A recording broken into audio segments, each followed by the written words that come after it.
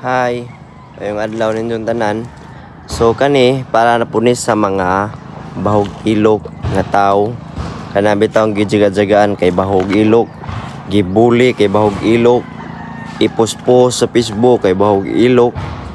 Kani para ninyo kay para di na mo magbuol. Kamo kay baho man mog ilok, ikaw kay baho man kag ilok. Kanang imong pagkabahog ilok, ayaw jud na otro ha.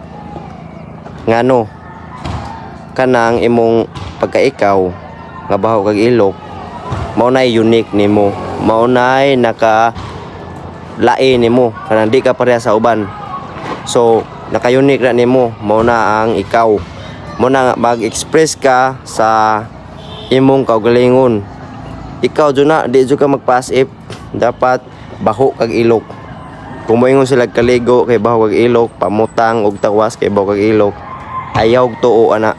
Kay kana ilara kang gi control, sila'y nagbuot sa imong kaugalingon kung unsay imong buhaton.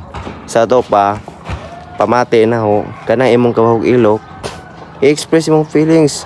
Kung diha ka free, kung diha ka kanang murag ara kanindot sa imong pamati, way nakapugong nimo, kana buhata na, lipay ka diha nga daghang gibaho as imong ilok. Padayon na kay diha makanalipay kay bungbangon ka.